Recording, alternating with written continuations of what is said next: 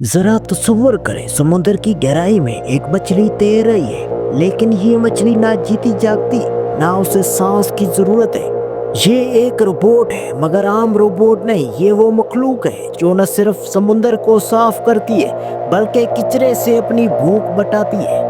जी हाँ, ये रोबोटिक मछली है, प्लास्टिक खाती है और इसी जहर को ईंधन में बदलकर जिंदा रहती है। क्या ये टेक्नोलॉजी इंसानियत की आखिरी उम्मीद है? क्या वाकई ये मछली आलूदगी खा कर समुद्र को बचा सकती है? चलिए जानते हैं इस हैरान कुन सच्ची कहानी की मुकम्मल तफसीर।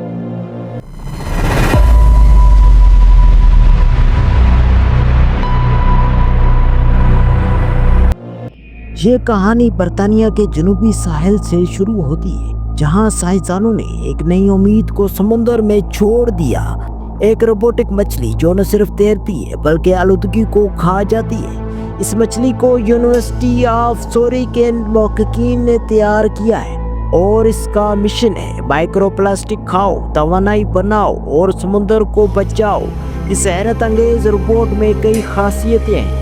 ये मछली की तरह लचकदार दम से हरकत करती है, तैरते हुए 5 मिलीमीटर से छोटे माइक्रोप्लास्टिक को अंदर खींच लेती है।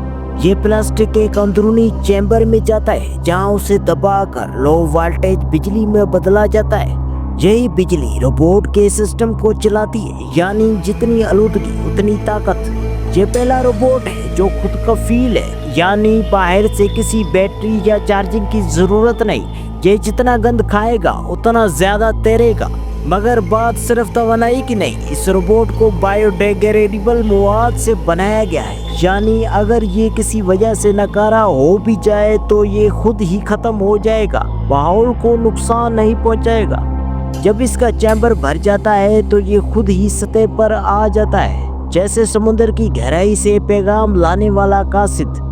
प्रोटोटाइप के तौर पर ये एक दिन में 2 किलोग्राम तक माइक्रोप्लास्टिक जमा करने की सलाहियत रखता है। आने वाले वर्जन्स में सवारम AI शामिल की जाएगी, यानी दर्जनों ऐसे रोबोट मछलियां एक साथ खुदकार तरीके से पूरे साहिली इलाकों में गश्त करेंगी। आप ये सोच रहे होंगे, क्या ये वाकई कुछ बदल पाएगा? तो सोचे, अगर समुद्र के हर इलाके में ऐसी मछलियां तैनात हो तो इंसानी गोताखोर, महंगे बहरी जहाज और खतरनाक केमिकल की सफाई का निजाम खत्म हो जाएगा।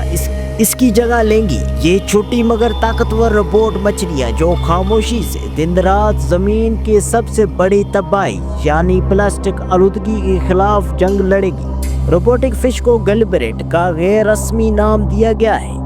इसे मुस्तकबिल में CO2 सेंस और समुद्री दर्जा हरारत की निगरानी के आलात से लेस किया जा सकता है।